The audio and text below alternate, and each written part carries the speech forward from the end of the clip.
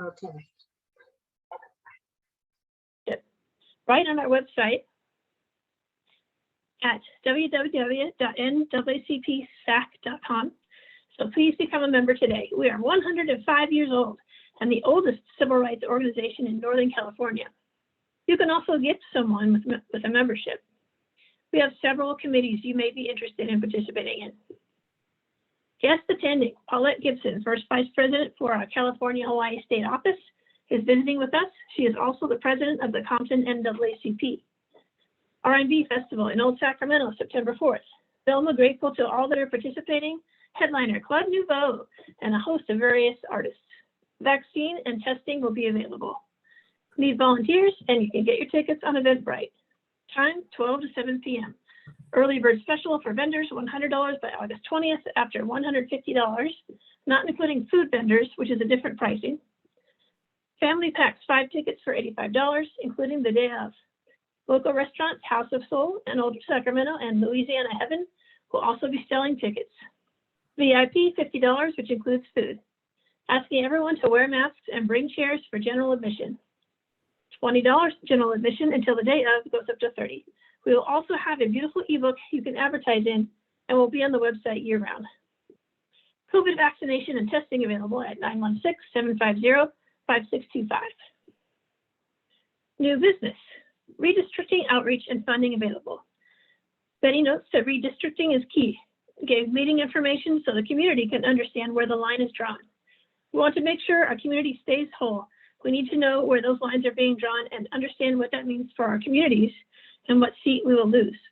2-hour meetings, 5:30 p.m. to 7:30 p.m. No on the recall. Betty advised our State California Hawaii is supporting the no on recall and explained the process. Also talked about covered California processes and the additional qualifying subsidies that have come in from the governor. Cast your vote and let your voice be heard. Rent release. Betty says that the rent moratorium ended July 31st is now extended to September 30th, which was another work of the governor. Federal level application to October 4th for the end of moratorium. Millions of dollars still available for renters and landowners. Asking for a presentation from the state. Paid outreach doesn't require you to be a 501c3. The question is, does this program help businesses? We will find out. The vendor for this program is SHRA. Announcements, R&B Festival in Old Sacramento, September 4th.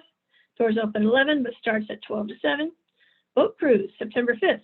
White Party with Hornblower to celebrate our 105th anniversary. $75 food, drinks, DJ, and relaxing fun. Wellness Crisis Call Center response. County came up with program and asking for community input. Cultural Festival in Elk Grove, 11 a.m. to 5 p.m. September 4th was SAC NAACP's very first R&B festival. 24th in Florence, the Battle of the Bands happening today. 35 and over, Lady Charmaine's 50th birthday all-white party, 9 p.m. to 1 p.m. That probably means 9 a.m. to 1 p.m. R&B Throwback Festival, adjournment, 11:29 p.m.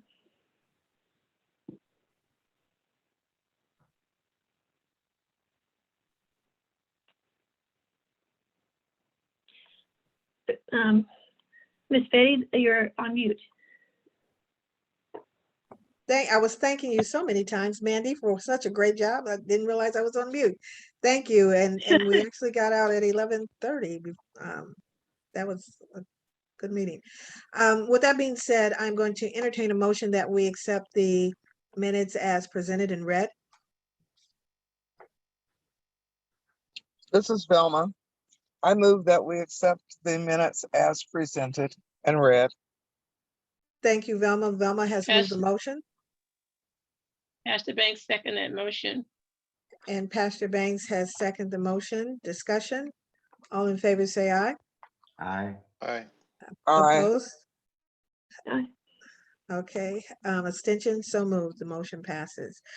At this time, we'll have a membership report. And I don't know if, go ahead, Mandy. Hi, yes, thank you. This is Mandy. So in August of this year, we received 21 new memberships. It was a great month. Hey, And so, yeah, excellent. July and June both saw 9 memberships. wow. And so things are moving forward. Thank you. Thank you. Let's keep up the good work. We're still we're having our membership drive. It's only $30 to become a member of the NAACP for a full year. $30 is not a lot of money to maintain an advocacy organization that fights for your civil rights in this town for 105 years.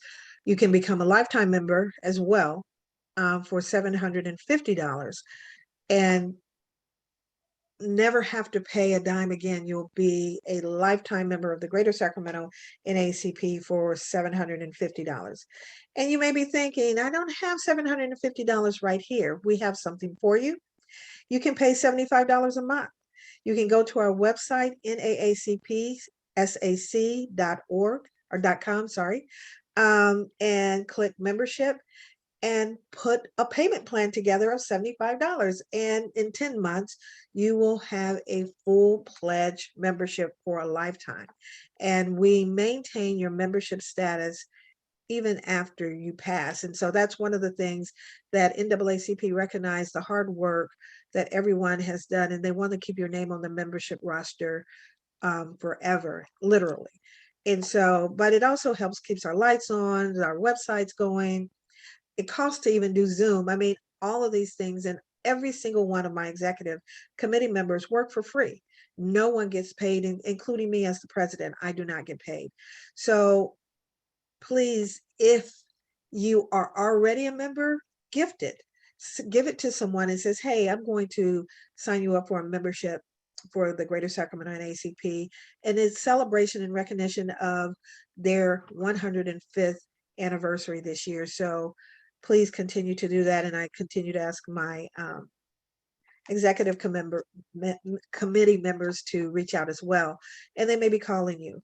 At this time, I'm going to ask for the treasurer's report. Is Shirley available?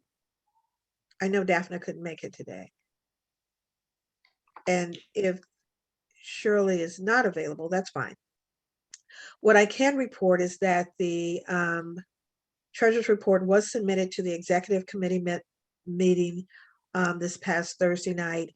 All bills are paid.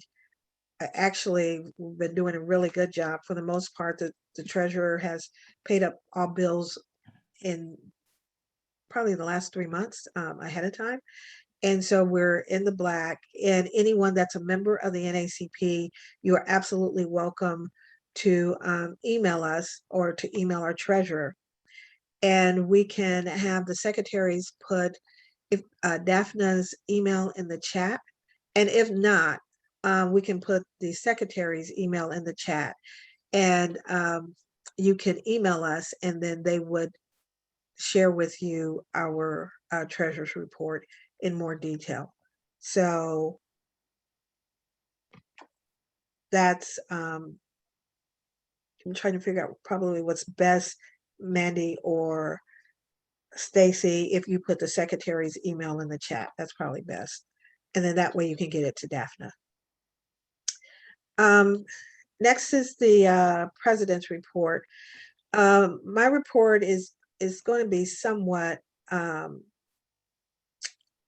short, but before I even get started, I want to acknowledge that today is September 11th. 20 years ago today, we experienced our country being attacked, and hundreds, thousands of individuals died as a result of that attack. And so at the very least, whatever you're doing anytime today, take a moment, pause, give prayer, or just remembrance of all the individuals that passed away on this day, on 9/11. I don't know if any of you remember if what you were doing during that time. I remember where I was during that time. Actually, I was with one of the executive committee members, Velma Sykes, actually. But I just didn't want this day to go by without bringing that to everyone's memory. The other thing, during the minutes being read, there was something that was mentioned as far as celebration on the Hornblower, which is a boat ride that we have still plan on doing, but we are changing the date to an October date, and so we're still negotiating with that. So I just wanted everyone to realize that we're changing that date to an October date.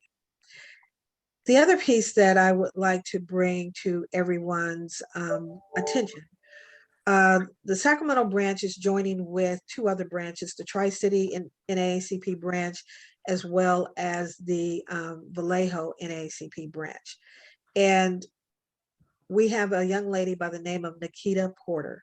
And I mentioned it a little bit last week, but I wanted to get more details to bring you up to date this week. Nikita Porter is a wife, a mother of 3 who was driving from the Bay Area back to her home in the Sacramento area, and was tired of driving and decided to stop and change drivers and asked her dad to drive. And so they were in Solano County, and in the midst of them switching drivers, they were approached by Solano County Sheriff. And they explained that they were just simply switching drivers. And so and I actually seen the video. So not only am I talking about what was told to me, I'm also talking from the video that I witnessed.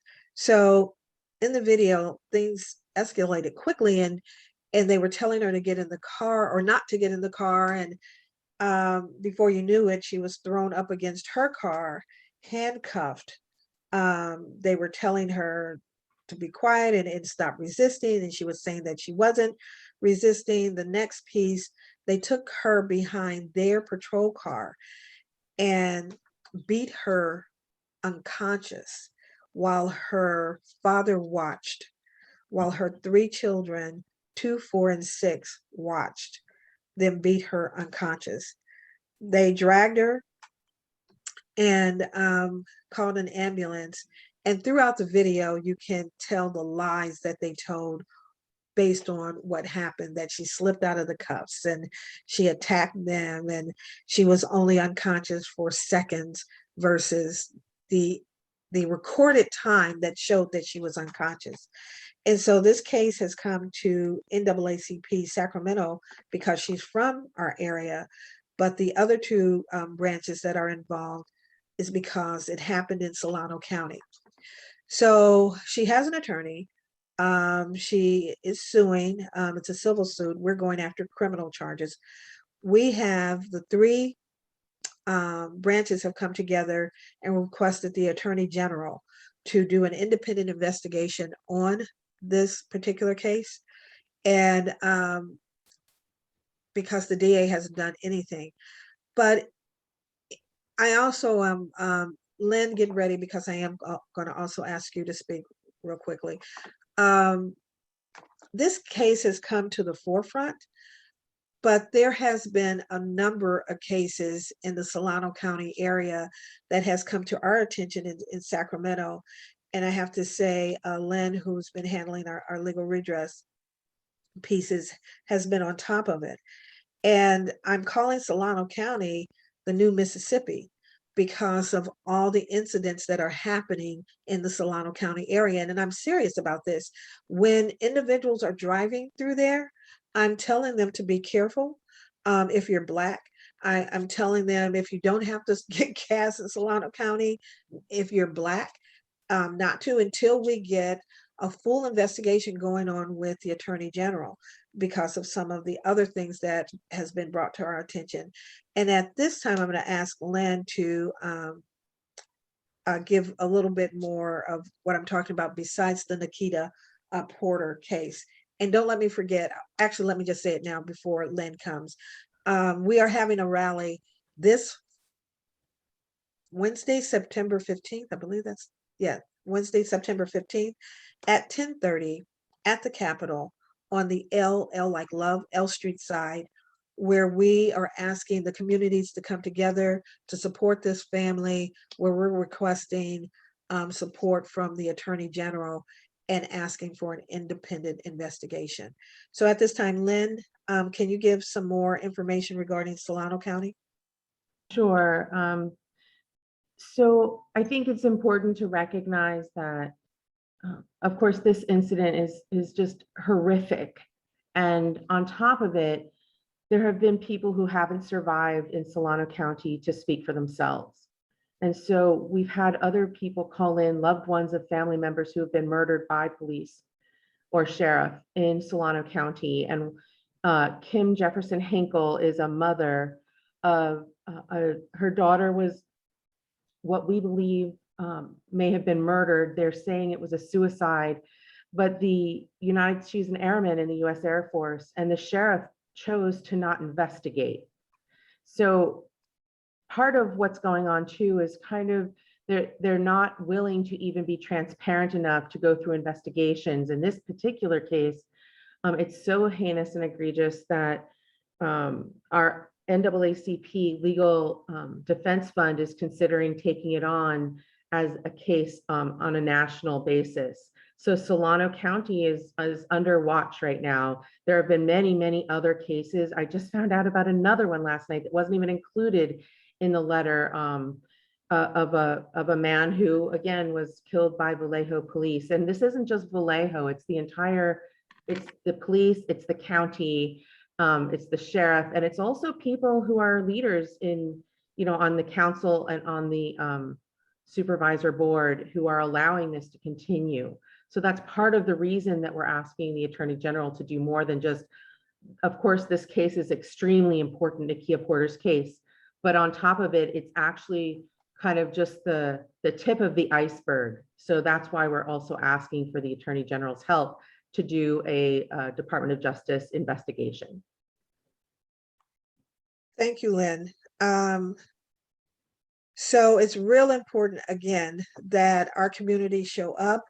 I know the Vallejo or the Solano County NAACP will be bringing their supporters on September 15th at 10:30. So those of you who can come and support not just the Nikita Porter's case, but the fact that NAACP Legal Defense Fund is looking at this, is taking it on at a national level is huge. And so we need to show up as Sacramentans to support this issue, and it needs to stop. And so again, it's almost a warning for Black folks to be careful when they go through Solano County until this is dealt with. At this time, if there's any questions before I move on.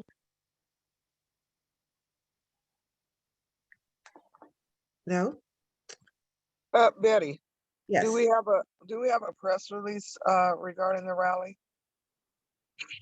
A press release has gone out. The attorney wanted to manage that piece, and Okay. I know Lynn helped him with that piece, and he sent it out, but Maybe if we could even get a copy of it to send out. yeah, to I'm thinking our- about that. Yeah, that's a Mhm. great idea. We need to send it out from our end, but he did Yeah. send something out. Lynn, can you work with Velma to get, because you have a copy of that press release? I think may even have so. a I copy think too. CARE is actually the one that put it out, and I'll get it to you, Velma, right away. Thank you. Okay. Yeah, and NAACP should be putting it out as well. Other questions regarding this particular case? Okay, at this time, I'm going to, it's perfect timing, Velma. I'm going to ask Velma to talk about the R&B Festival and how it went last Saturday. And Velma was our chair. I want to recognize Velma for all the hard work that she has done to make sure that this happened. There's no way I could have done this without her and the team that she had to support her.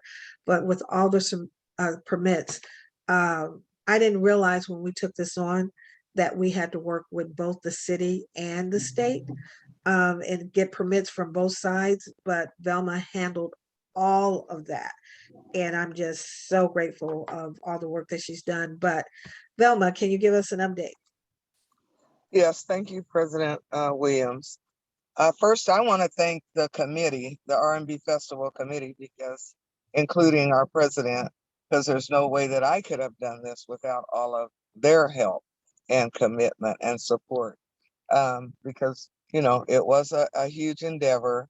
Like our president said, we had to do extra permitting, not only through the state parks, but also CAL FIRE, also the city and the county. There were 5 different permits that had to be garnered for this one event. But thanks to the work of the committee, I was able to work on that while the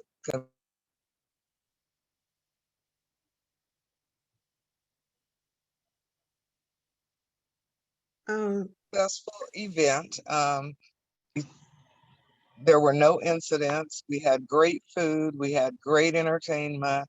It was a very hot day, but everybody seemed to be enjoying themselves. I got great feedback from the vendors, which is always great because our commitment was to have a great community event for our community and families while allowing our small businesses to not only be seen, but also make money. And we got some very good feedback from the vendors about it being a great, one of the vendors even said that he broke a record. He's never even made that much in his storefront that's open on a daily basis. So thank you, team. Thank you, community, for coming out to support us. And it was my pleasure to serve. Thank you. Thank you. This is, although it was hot, if anybody's been part of our R&B festivals for the last 2-3 years, we've had record temperatures of 112. This is the first time it wasn't 110 and 112. So that helped a lot. And Club Nouveau did an excellent job along with all the other bands as well. At this time, we've already. I'm sorry. I did want to say a special thank you to our partner. We did, Betty was able to secure a great partner, which I think was huge because it was a Black-owned business that partnered with us to make this event happen. Thank you. Our House of Soul was our partner. Ruben, what's Ruben's last name? Parker? Ruben Parker, he was awesome. I mean, he just stepped right in there, not just financially. He was on the grounds. He hosted the after party. He's a true entrepreneur in every sense of the word. He puts his money where his mouth is. And we honored him as a community investor on behalf of the NAACP. And our other honoree was Lynette Hall as one of our community partners who makes sure that communities that look like us get a bite of the apple like everybody else and get the resources that they need in order to keep their organizations going. And so that was huge in every way. So all of our honorees, we actually had a couple other honorees that we didn't have a chance to give their certificates. So our next event, hopefully with the Hornblower event, the boat cruise event, we'll be able to recognize those individuals as well. But thank you everyone for that. Betty, this is Lorraine. I'm gonna drop the link in the chat box for the ebook if anyone did not get it. Yes, Lorraine, thank you for that. The ebook. Lorraine put together an ebook, and so not only if you didn't receive the program or the honorees or who was playing or the entertainment, it's all in the ebook. Our partners, our sponsors, a list of both our adult and youth and college executive committee members. It's part of that. Lorraine put that all together. She's also, everyone that purchased a ticket on Eventbrite will be receiving an ebook. And so, you know, in the days of COVID, you try to figure it out, right? We normally would have a program booklet that we hand out to everybody, but Lorraine in her technology had created a way that anyone that came to the event and paid for the event would receive a program booklet through their email. So those of you who are listening in the chat or on the Zoom can have a copy of that. And I think there's a way we can put it on our Facebook as well. And so I will have to ask Lorraine. Yeah, I who's put a first. link on your Facebook and also on the SAC NAACP Facebook already. Okay, perfect, perfect. I'll add it to mine as well to win. Oh, perfect. Thank you. Thank you. Last but not least, before we go in, oh, I need to do some action items, but before the action items, I definitely want to remind everyone to vote this September 14th. And I'm actually going to go into a somewhat of a discussion about it, but I want to get past our action items. So I wanted to place a placeholder there. So under new business, we have our action items where in our executive committee meeting, we had selected 8 delegates to participate in the convention. And those 8 delegates are part of this list that we have before you. And y'all, I know I'm wearing glasses, but I really can't read anybody's name but mine. I see this Stacy Anderson, Betty Williams, Velma Sykes, Roy Kaufman, Ken Nelson, Lorraine Moore, Pastor Banks, and Tanisha Broadway. Okay, I did it. And so these are the names that were selected to be delegates. So there's going to be 2 separate motions regarding this. So I'm going to start with this one first. I'm entertaining a motion that we move forward with the delegate names that have been presented to represent us during our state convention. Motion move, Madam President. That are like your hat, Ardell. The motion has Sorry. been moved by Ardell. Do I have a second? I'll This is second. Pastor Banks. Okay, I think I heard Velma first, so Velma did the second. Discussion? All in favor, say aye. Aye. Aye. Aye. Aye. Opposed? So moved. The second half of this motion, it's $30 for the registration to participate in the state convention. And so we voted for the Sacramento branch to pay for the registration for all 8 delegates. So I'm entertaining a motion that the Sacramento branch pays the $30 for each delegate to support them in the state convention on October 22nd, 23rd. That's the motion I'm entertaining. So move, Madam President. It's Ardell been- Lemon. It's been moved by Ardell Lemon to support the $30 registration. Do I have a second? I second the motion. Larissa, thank you for seconding the motion. Discussion. All in favor, say aye. Aye. Opposed? Aye. Abstentions? So moved. So now I want to go back to the voting. And then immediately after this discussion, we're going to go into Selena's presentation about additional money that's going to be available soon. So again, September 14th is our election day. We want to make sure first and foremost that everyone is registered to vote. In the state of California, especially in Sacramento County, you can actually go to the registrar's office and register and vote on the same day. So I know a lot of individuals became confused that, oh, they thought, or they saw somewhere that August 30th date was the last day of registration, but that was for online. If you wanted to do online registration, there was a deadline for that, but it didn't stop you beyond that date. The online piece is not available anymore, but you still can register to vote if you have, you can just go to the voter registrations office or go to the Secretary of State to get that information on where you can go to a voting center. That's one. Two, this election is so important for all of us to show up. And so let me explain how it works when it's on a recall. It's not like when we have a regular election, when we're voting for mayors and governors and the president of the United States, where in many cases, whoever gets the most votes win, right? In a recall in California, it's a little bit different. So in a recall, what happens, the sitting governor is the recall piece. So if you want the sitting governor to stay, you vote no on the recall. And that gives the sitting governor the ability to stay in their seat. And the language says that you have to get 50% plus one.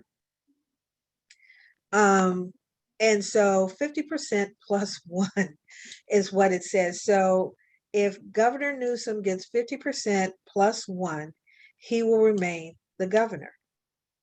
So you know on your ballot, there's 46 people that are running to become governor. Now, let's say the governor gets 49% versus the 50% plus ones. Let's say he gets 49%. The language says he has to have 50% plus one. So if he gets 49%, he does not keep his seat. Okay. Now, what happens to those individuals at the bottom, those 46 folks that are running? So say the one that reaches the most votes, say they only reach 10%. Everybody else had 9, 8, 7, 5, 4, 3, 2, 1. But the one with the most votes received 10% of the vote. But because that person received 10% of the vote, which was more than everybody else that was running in that pack of 46, that means that individual will be our next governor with 10% of the vote, although the sitting governor has 49% of the vote. So because of the language of a recall, it can allow individuals to become a governor once it's on the ballot. So I'm going to open it up for discussion, but in my humble opinion, I feel a couple of ways. One, I think the language is horrible on a recall, whether it's this governor or any governor. That's one. Two, if you're going to have a recall, I would think if 49% of the state wanted to keep a governor and 10% of a state, the fifth largest economy in the world, 10% makes the decision on keeping the governor or not. I think at the very least, what should happen is the sitting governor and that person that won 10% would go in with a runoff versus the person with 10% winning and being our next governor. But what do you think? I may have to call some names if you guys don't speak. What do you think about that, Chris? Yeah, so I unmuted because I was getting ready to say something. So that's I'm glad you called on me. So I think that the issue with the recall is that it's two separate questions. The first question is, should the governor be recalled or not? Yes or no? Mm-hmm. So if that question is a yes, well, then he's recalled no matter what, because the majority have said they don't want him around. The second question is then who should replace him? The issue that we run into a lot of times is people who vote no, the governor should not be recalled, only vote on the first question. They don't bother to pick anybody for the second one. So you end up with people with 10% of the vote, and even then it's 10% of a smaller number, because a lot of the people who voted no on the first question didn't bother to vote on the second question. I think we could probably solve a lot of this by eliminating the second question altogether and just saying, okay, well, the governor would be removed and the lieutenant governor will move up until the next election. I didn't think about that because we do have a lieutenant governor, right? Right. I mean, she doesn't do a whole lot right now, but because she's just kind of a placeholder in case something happens to Gavin Newsom. But being recalled, I would consider as something happened. So Okay. Other thoughts? That's a good point. My comment isn't so much on the recall as it is the election and the ballot and the way that things are being, where we have to really be careful. As you know, I, for some reason, wasn't all, even though I registered it, there was something that happened and it said I wasn't registered. So I re-registered. And then again, my ballot, they're just, we have to be careful and make sure that we follow our ballot and follow our registration. When we register, follow your registration and make sure that it was received and recorded. Follow your ballot to make sure that it was received and recorded. And California has such a good system in place that it enables us to do so. And had I not known or been on top of it, then maybe I wouldn't have gotten my ballot, or maybe once my ballot was cast, it may not have been registered had I not been diligent and followed through. Velma brings up a good point as far as follow the directions on your ballot, read it all the way through. It's the simple things that may knock you out of the box. Make sure you sign your ballot.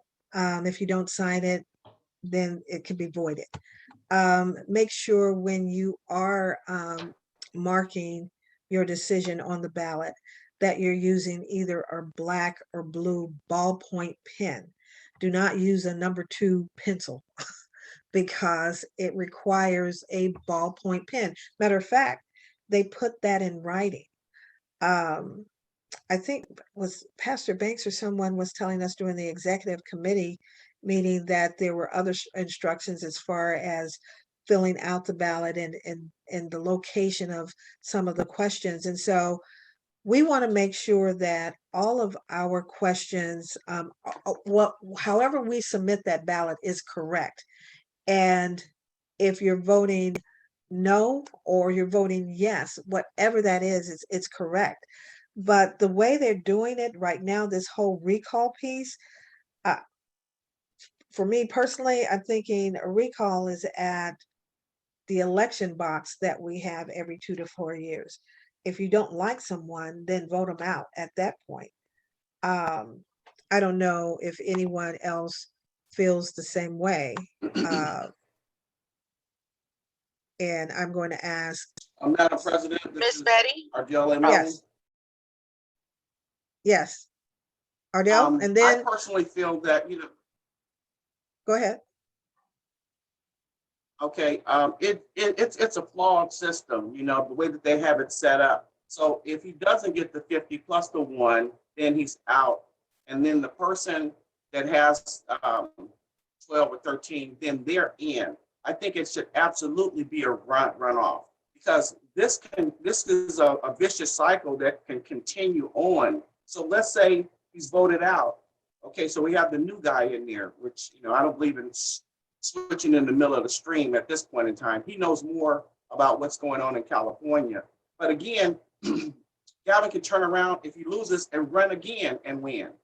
If less of some restrictions for that. And then a year and a half later, they could do another recall. So this needs to stop so that it doesn't, either the lieutenant steps up and or he's in position to do a runoff, because that right there would tell who the real winner is. But this cycle can continue on and on. You get a governor in there, you get enough signature, you do a recall, you get a 13%er, they win.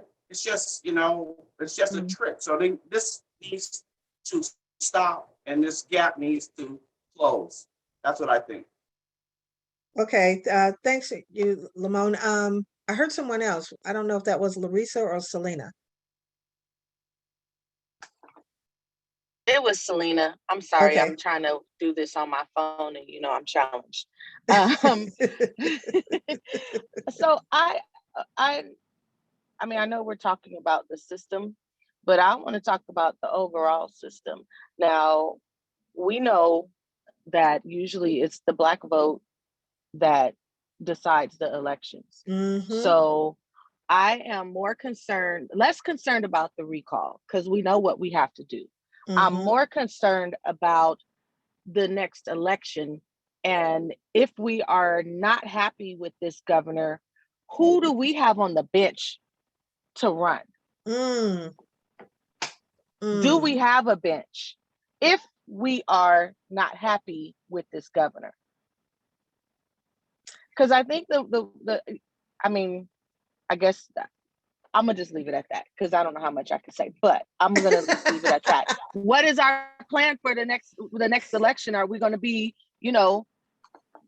sitting here waiting to see what's gonna happen, or are we gonna be proactive and really do something about it if we're not happy with what this governor has done or is doing?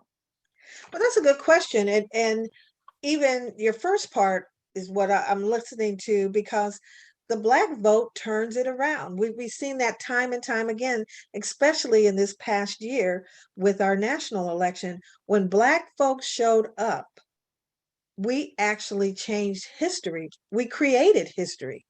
And so Black folks in this case, they show up in support.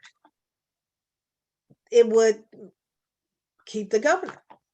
If they don't, we may not have the governor. So you bring up a very good point. That's one. Two, Black folks can't keep showing up for everybody and never have a seat at the table.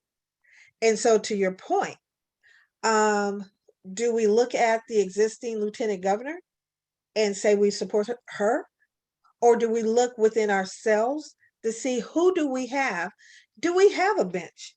Who could we put out there for future elections for the governor or any case? But right now we're in California and that's what we're discussing. I see Chris Jones had his hand up. Chris?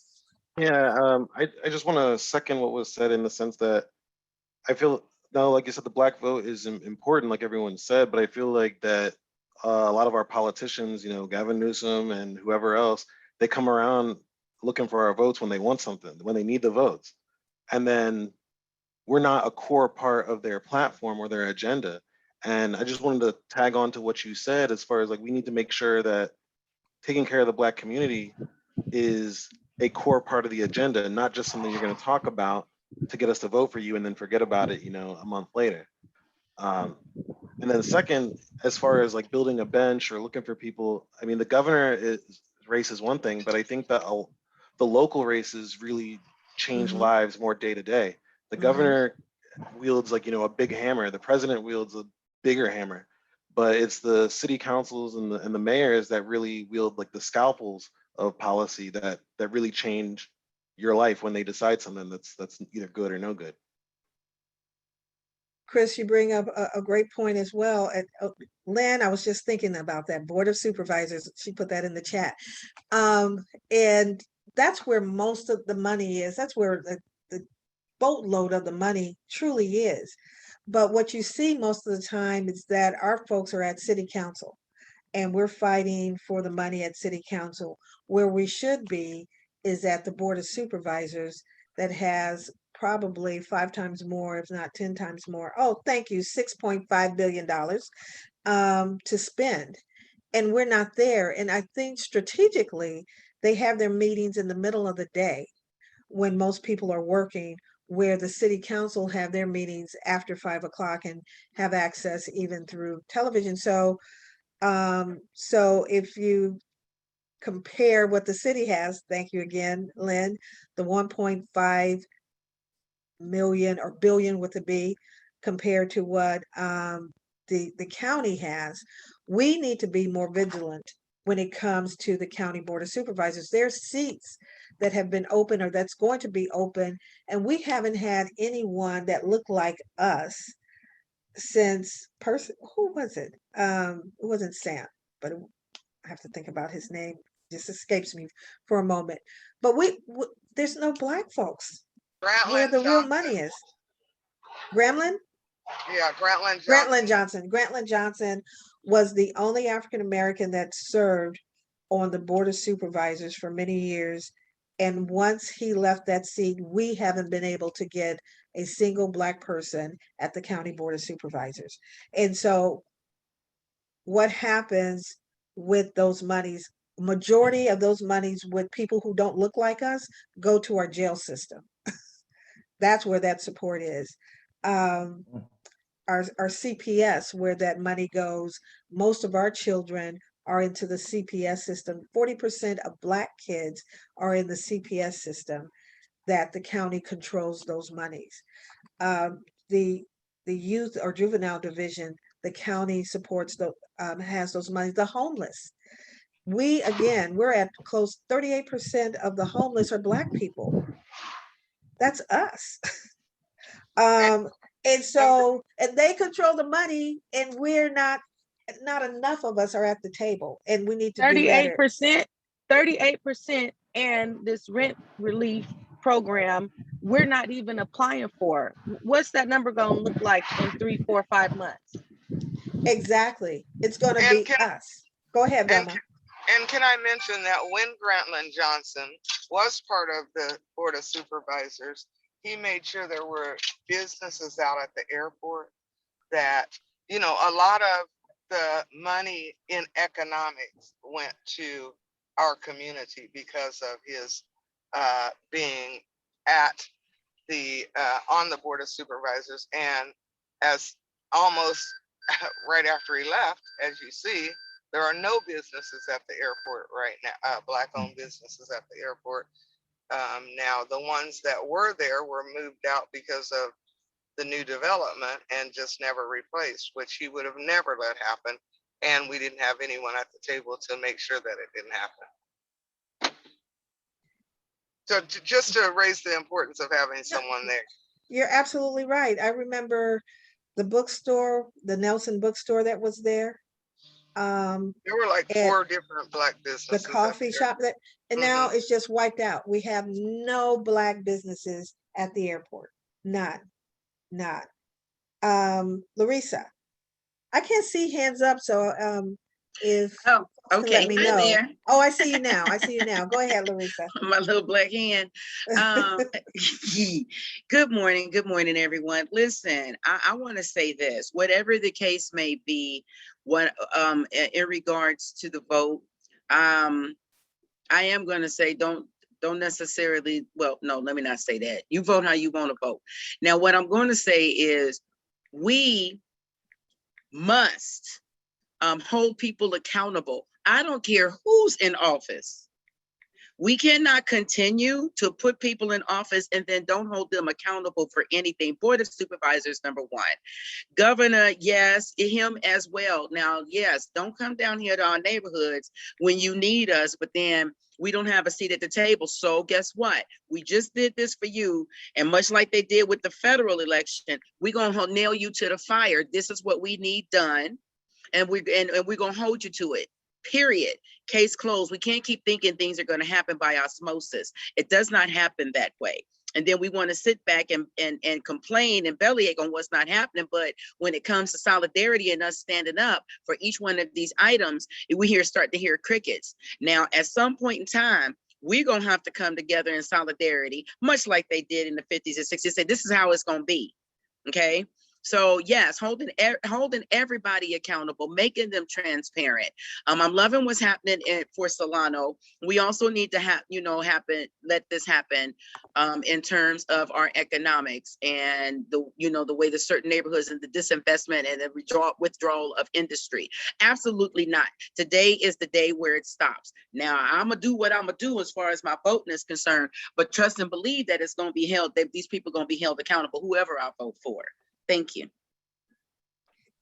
Okay, are there any, thank you, Larissa, you're absolutely right, because I can't see hands. Are there any other hands that I'm missing that I didn't see? But Isn't Oh, there an wait, I'm sorry, opening at Betty. this? Hold on, Larissa. Okay. Hold on. I'm gonna come right back to you. Mhm. Lynn, there's an open seat right now for the county, right? Well, there are people running for the next open seat, so that election will take place in June. Not this in 2022. And so Don Natoli's seat is up, he's retiring. So there are people already vying for that seat. So if that's what you're talking about, maybe? That is what I'm talking about. Yes. Okay. So we talked about the billions of dollars that they have. And so we need to look at that and see who has the voice that's going to support the change makers. Who are the change makers? The Black community changes history when we turn out to vote. So we need to be having a seat at the table, and we need to look at who is supporting us and then make them accountable, not just a speech that they give when they show up at our churches or at our meetings, but we need to make them accountable for everything that they promise, every single thing. Larissa, you didn't finish your statement? Yes, thank you. So I just wanted to mention that, yes, there is an African-American man that is running for District 2, which is South Sac and part of Elk Grove, if I'm not mistaken, but that's Duke Cooney. That's one. Also, that's one thing I wanted to say. Also, there is a program, I've just connected with a gentleman from Compact. I'll get the name for you, but anyway, his name is Cameron Wilson, and they have a program called EDI, which is Equity Development Initiative. The program began in Cleveland and Detroit. Has been successful, and the goal is to get African-American developers to develop. It's only going to African-Americans at this point for blighted areas. So and you go through a program with them for about 4 months, and then you become finance ready, and they finance you after that point. Okay. And so we also are dealing with redistricting, which is a point that has been brought up. Lines are being drawn, and depending on how those lines are drawn, we may see a whole new set of people that may be eligible to run in different districts, right? And so we need to look at that and support those that have been on the ground doing the work that we know that they could make a difference for our communities and our neighborhoods. So we need to look at that. And so it's important that we have a voice. We continue to have a voice when it comes to redistricting. We need to continue to look at the local level and where that money is going and where it's not going, why it's not going, the individuals who are in those seats who should be supporting us from the state level to the local level. We have 2 Black caucuses. We have a Black caucus at the state level. We have a Black caucus at the local level. We all need to come together and make sure that not only our vote counts, that's how we started this conversation, reminding individuals that we need to vote on September 14th, and make sure, especially our Black folks, if it's not a Black man or a sister that might be running, sometimes we don't get the energy that we want. But at the end of the day, every single vote is important. If it's going to address us in our communities, the hardest thing right now is watching this rent relief and it's millions of dollars in there, and not enough outreach or marketing, in my humble opinion, has gone out to our neighborhoods to let them know there's money available for you to pay your back rent, and that money also will pay your utilities. And we don't know that. And so it's like, are you getting the information to the Black organizations like NAACP, the Black newspapers, the radio stations?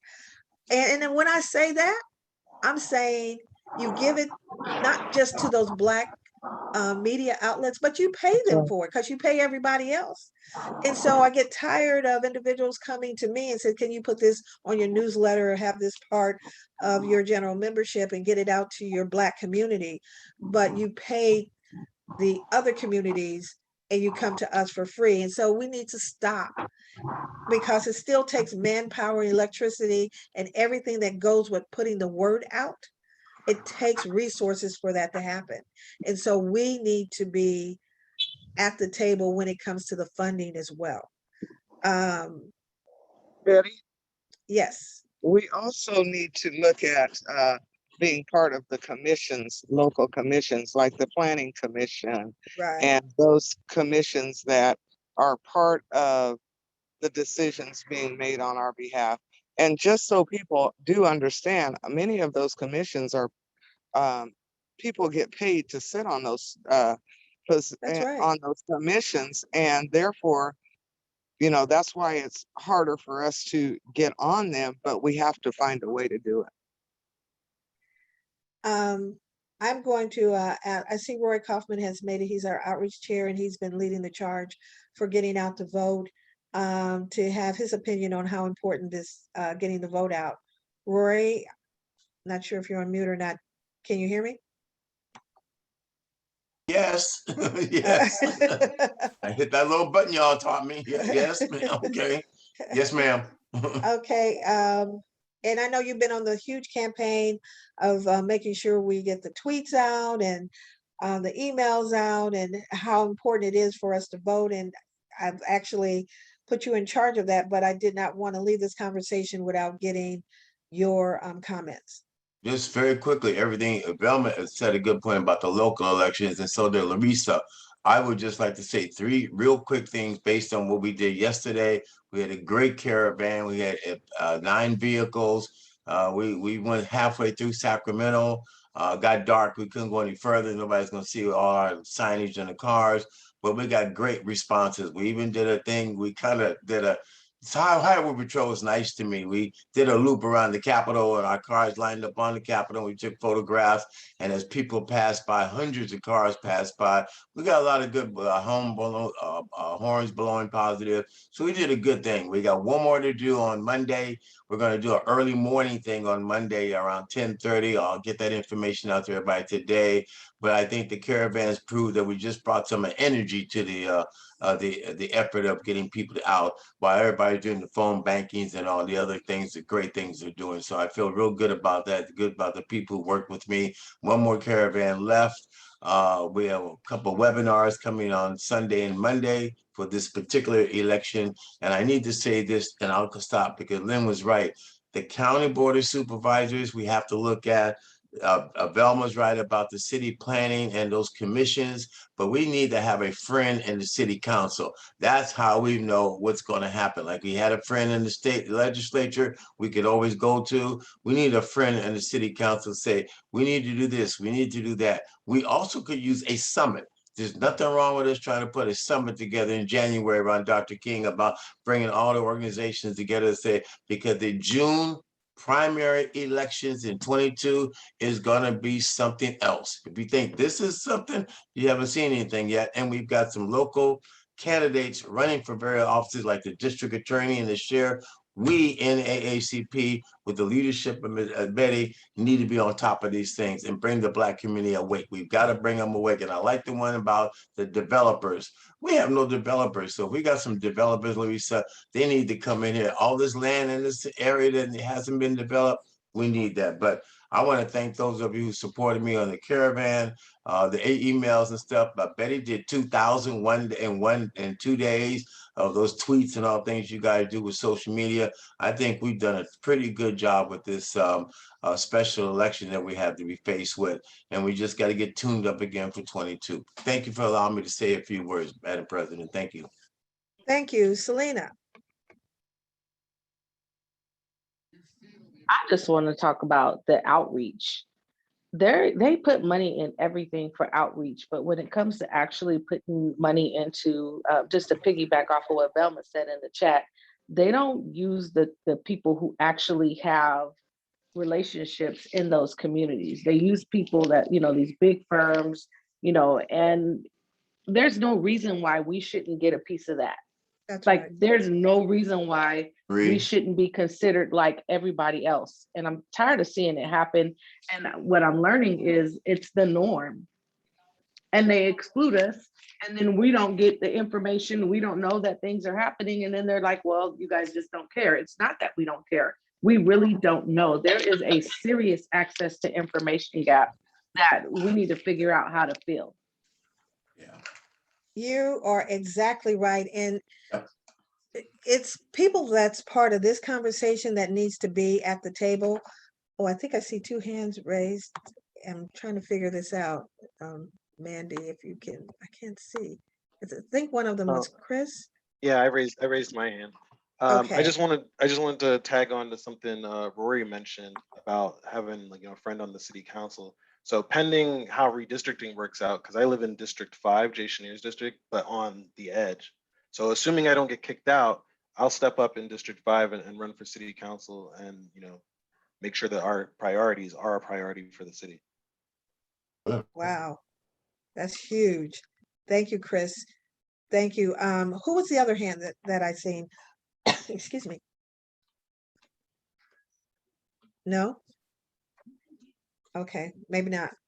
Or maybe they changed their mind, or maybe never put their hand down from the first time. But the fact that we're having this discussion and we need to be at the table, there's some meetings that I'm part of at the county level. And there's certain things that they put on the agenda. And I found out actually just recently last week, they were telling me, well, we put these things on the agenda because we know Betty Williams is going to be in the room and we know she's going to ask for this. And Wow. so prime example would be at the county level, they had millions of dollars, $7.5 million to give to restaurants to do outreach during COVID with people were shut in. And so they were sending, making sure that especially the seniors had meals 3 times a day. It was a very lucrative program for restaurants who were part of it. And I know Selena knows a lot about this piece, but the city also had money that they spread around, and so, but they had less money and did more. But the county had 7.5 million and they gave it to 12 restaurants. 7.5 million, and not one was Black, not one. So when I asked the question, why, what happened? And they said, well, that we did it, we used our database. Okay, let me see your database. Well, we sent it out, well, it was on our website. Okay, so I'm having a problem with this because we have a radio station, we have Black newspapers, we have the Sac Cultural Hub. We have a number of outlets that you chose not to use. You did it the same old good old boys way and gave it to 12 restaurants, splitting $7.5 million. Not one is Black. And the only excuse that you have is that we used our database that I never seen. And I know the whole reason that the Black restaurants received the money on the city side. I have to give my hats out to Selena because she went through every single Black owned restaurant that she knew, got the list for them and made sure that they knew about the money on the city side. But it wasn't until after the money was dispersed that I found out about it later. And then I'm giving a name and they're telling me, Betty, when it was brought to my attention, I thought, my God, what did we do? How did we do that? What the hell? You knew what you were doing when you did it. And so my point is this, if we're not at the damn table with people that have voices like ours, we're going to keep getting the same thing. There's can be people that look like us that's not saying what we need to make sure that our community gets what we need. And so we need to have our voices like the everyone, I was going to call names, but everyone that's on this Zoom needs to be at those tables and not be afraid to ask for something for your Black community. I want to be clear on that. And because I've been accused of, which is funny as hell to me, when they ask me, Betty, every time you come to the table, you're asking for the Black community. I said, well, you wouldn't invite me if you knew I was coming for the Black community. And so do not just because I ask to make sure that we get a fair share, know when I come to the table, I will always be asking for our Black community and the underserved, always. And maybe that's why I don't get invited to most of the tables. And that's okay, because some of those times I bulldoze my way and grab a seat anyway. Sometimes you just have to take a chair. And that's what we do here at the NAACP. I'm going to pivot to Selena because there's money out there that's coming, and I want to give her a chance to share the upcoming money that's going to be coming. And this again is when we need marketing, our Black marketers, our outreach, the public relation firms to get this information out. And this is one of the things that Selena does and has been doing well in making sure that we get this information. Selena? So the California Relief Grant, round 9 opened yesterday. It's open until September 30th. If you file a 1099, you have a Schedule C on your 2019 tax return, you are eligible for this money. You just have to have made more than $1,000 and be able to supply, a government issued ID, your 2019 taxes, an application certification, which they provide with you, and some type of proof that you were in business before June 1st of 2019. We will help you fill the application out. We will do the application for you, but we just want to make sure that the community has access to the information and the funds. If you want to email, well, actually, I'll give you the phone number because it's easier.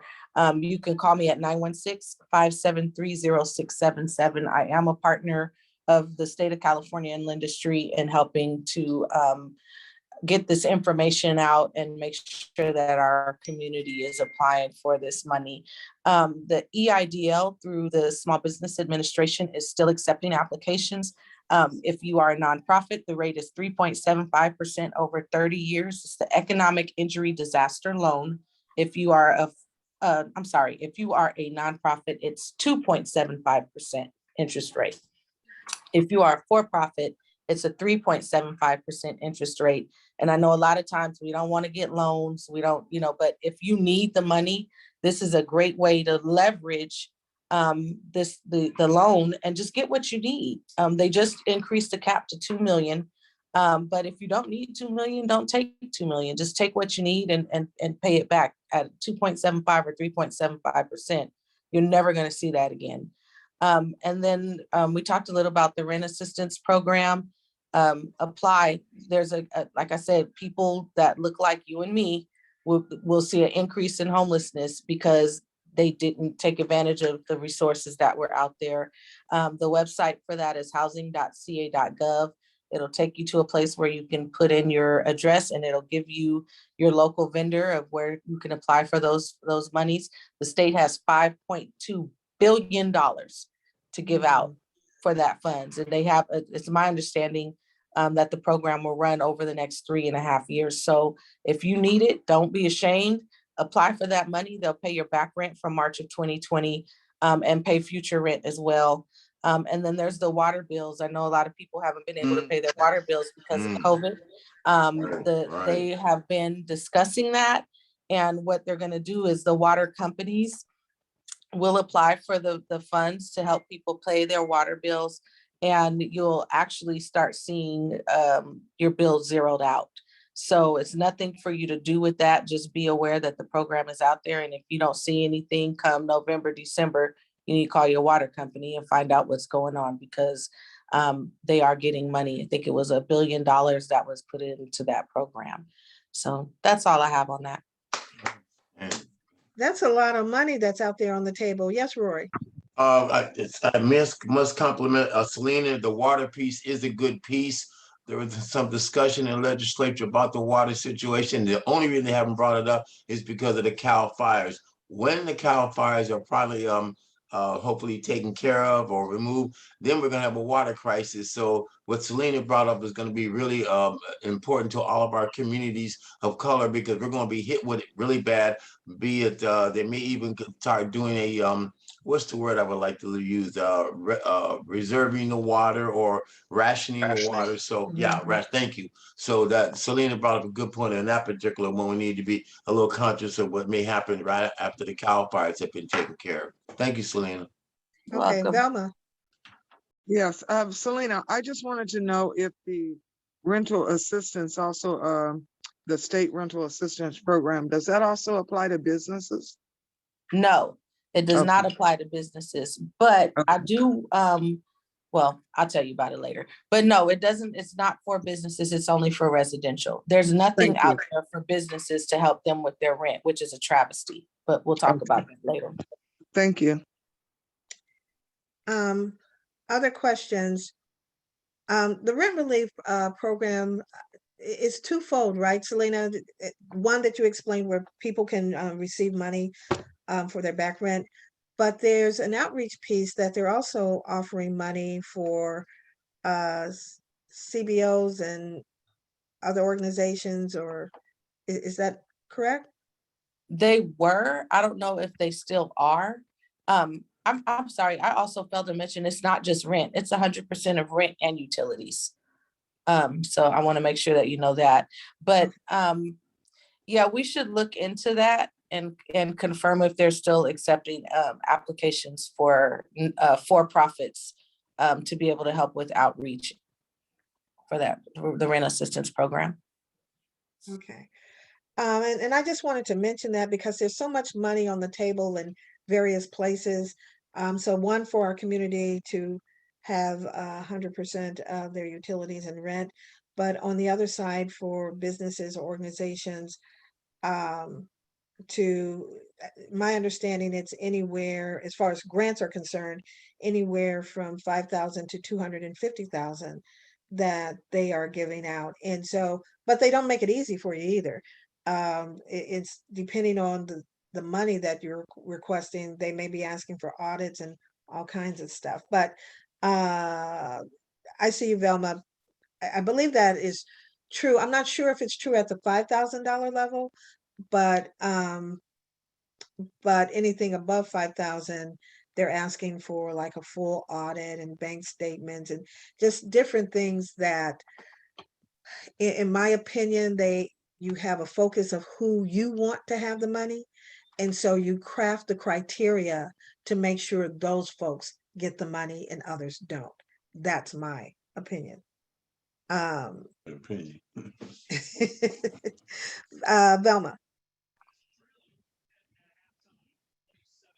Is Velma? She had her hand up. Oh, okay. Yes.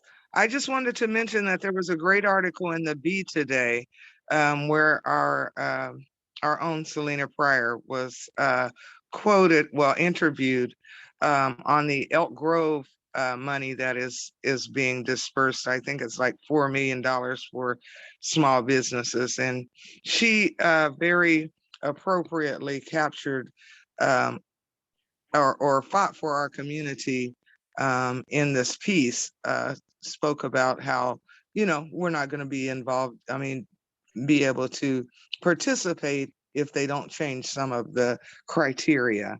So I just wanted to thank her for her leadership and also mention that she did a great job in the interview.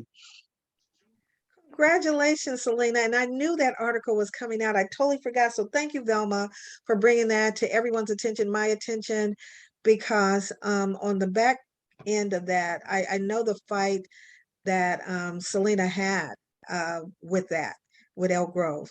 And so, and was a key component of making sure that there were some changes made to make sure that communities that look like us would have at least an opportunity to get a portion of that money. So again, a clear example of once we have the right people at the table, then we will have our fair share. And we need to make sure that that happens in every single way. Other questions about the information that Selena just presented. And you said this is round 9, right, Selena? Yes, ma'am. So that means 8 rounds have already been given out to people. as And the far as money. cultural and art institutions, the nonprofit round that they had last time, they Mhm. can't even give the money away. They don't have enough people applying for it. And so they have all of this money left and it's just sitting there. It's just sitting there. See, that's crazy, because I asked for some of that money for our festival, and it's still sitting there. We didn't get any. Well, I had a California question about Fair that. probably wasn't gonna give you no money for your festival, but they have money. But they have that's festival money. sitting there. There's a whole separate pot just for festival money. We didn't qualify? I didn't say we qualified, just didn't hear back. Oh. Can I ask So a now we're on question Facebook about Live. this? They'll probably call me 5 minutes after this thing ends. But anyway, um, but again, when we don't know, Can I ask a quick question, Betty? sure. Selena, so you said that the money is available for people that they have to prove that they were in business before June of 2019, right? Correct. And I think that a lot of the reasons why a lot of people are not going after them is because they're not properly set up. They're not properly licensed. Even if they've been doing business, they can't, there's no way for them to prove that. Are there any loopholes, or is there anything for those people that in the future, is there going to be any more money for people that have now, set up their businesses and proper licensing for them to take So advantage of this money? if you're a sole proprietor and you filed a tax return and you have a Schedule C, then there's nothing to preclude you from getting the money, as long as you can prove that you were in business before then. Sole proprietors are not required to have a business license. They're not required to be set up a certain way. So it just depends on what type of business you were. Does that make sense? Yeah, is that the only thing that they're having to show is a Schedule C, or is there any other documentation to solidify their business activities? They want to know that you were in business before then and that you're actually in business. So what I've been telling people to do is, if you have a 2018 tax return with the Schedule C with work that's similar to what you were doing in 2019, you can use that. There's ways to get around it. If you have a seller's permit, or if you have a 1099 that was issued from another company, then there's ways to get around it. Call me. Great question. Great question. And the deadline again is for that particular one is when, Selena? September 30th. September. Oh, so we got a short window. It's longer than previous rounds. Usually I'm about it's to 1 say week. that's. Yeah. You're right about that. Selena, can you if you haven't already, put your information as far as your email contact in the chat? Can you do that? If not, are you still there, Selena? I was If trying not, to put it in the chat. Oh, okay, great. But I was on mute. Okay.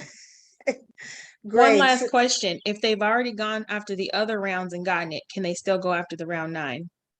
No, you can only get it once. And what if you went after the others and didn't get it? Can you reapply now? Call me. Okay. Ooh, and the plot thickens. Okay. I love it when we get together and discuss not just voter registration and getting out the vote, but the ability to have funding available for us as a people. This is information we normally don't receive. And I'm hoping that not just the folks on this Zoom, but the Facebook Live that's watching this will be able to share this information with others. We also will have this piece available on our YouTube. And so if we could put the information on where you can get our YouTube channel. And actually, Lorraine, I'm going to ask you, where can they go for the YouTube channel? Yeah, if they just go to YouTube and type in Sacramento NAACP, then it'll pop up, but I will share the link in the chat box right now. Okay. Okay. So any last questions for Selena and where the money is? I think we need to have a regular NAACP Facebook Live on where the money is. We're set up for that too. Let me I think know. let's just set that up. Tune in every day at noon on where the money is for Black people, and anybody else that hasn't been receiving the information, because a lot of times we're at the table and we wear so many different hats, and we do the best we can to get the information out there to our community, and we don't always, I don't know, get the mark, I guess. And so all I'm saying is that we need to do more of these to make sure that our folks know when there's money available at the state level, at the local level, at the regional level. We need to know. And okay, Lynn, I love it. Lynn, she doesn't speak out loud, but she talks to all of us through the chat, Lord. I'm just telling y'all that through the Facebook Live folks who may not see the chat messages. But her suggestion was maybe we should go to KDE and ask for a spot that says where the money is. A good point. Good point. Yeah. And that's what the whole thing will be about, where you go to get the money, where to find the money, and trust and believe during this COVID season, there's been so much money on the table and still is. It's enough to go around for everyone, but we just don't know about it. And so we need to be more vigilant when it comes to finding out the money. And so any last words before I round this up and get ready to close it out at 11:25?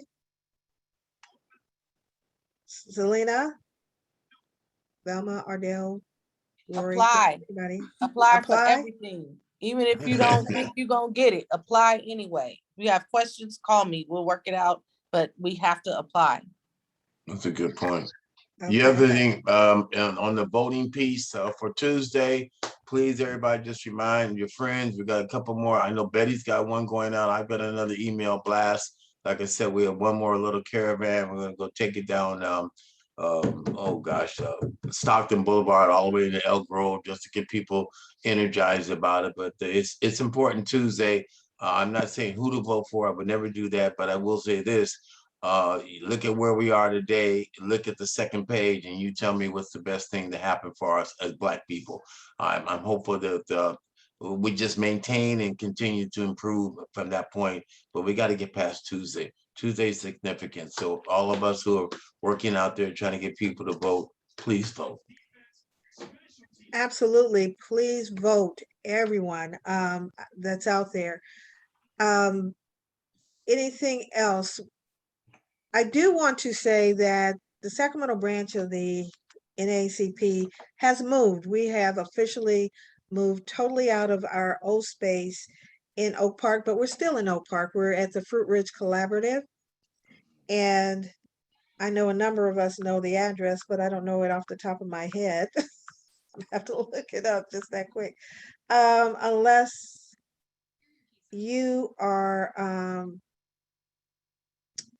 Ardell, do you remember the address? 4625 44th Street. Thank you. 44th. Room 15. Room 15. Repeat it one more time. 4625 44th Street. Room 15. Okay, can we put that in the chat, please? And I don't know if you heard them, Mandy, or not. Yes. Okay. Is it in the Okay. Okay. And remember, to join the NAACP is just $30 a year. Contact any of our, thank you, 4625 44th Street, room 15. That's Sacramento 95820. We have officially moved. Our furniture's in there, our bodies are not. We're still trying to arrange that, but we are still able to be reached virtually through our phones and emails in our online process. But thank you for everyone for making that happen. We went straight from an R&B festival. I swear, someone's been calling me ever since, and I keep telling them I'm on Facebook Live. So we went straight from an R&B festival to a move and to general membership meeting. So it's been a fast 9 days. Don't forget to show up for our rally to support Nikita Porter and the Solano County Sheriff piece that we're trying to put light on. It's going to be at 10:30 on the L Street side at the Capitol. Velma, this is time for announcements. Right. Velma, go ahead. So I just want to remind everybody to save the date for the 105th anniversary, October the 9th. More information to come, but it will be on October the 9th. We'll be doing the hornblower, hopefully. And it is October the 9th, correct, Betty, still? Yeah, yeah. Okay, so I just wanted to remind everybody of our 105th anniversary celebration. Okay. Any other announcements? I can't see hands, so just speak up if you. I have one. Okay, Lynn. I hope it's okay. I put it in the chat that at the Democratic's campaign office on I Street tomorrow from noon to 4, there's a get out the vote for Alana Matthews. For who? Alana Matthews is running for district attorney. Oh, okay. I got you. Okay, other announcements? No?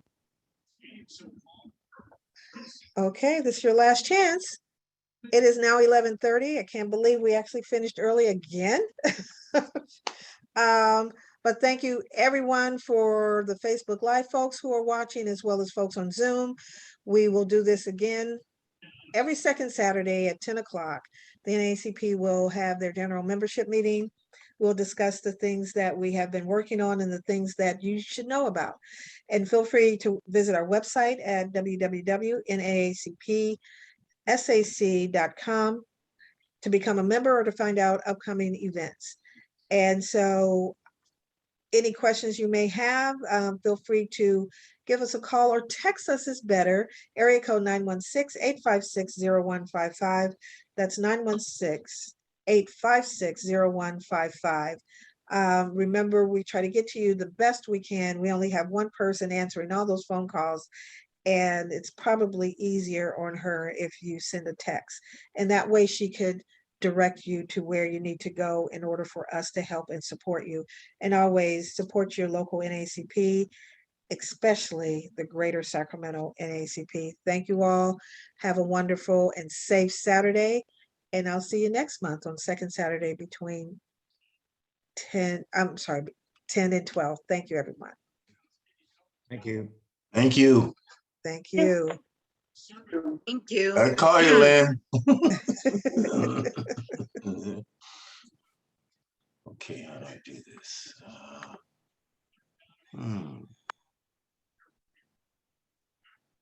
This print.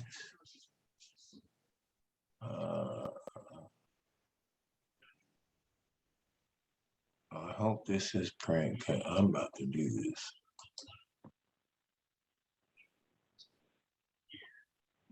Okay, I didn't. Right hand button, Roy, on the side says leave. What happened?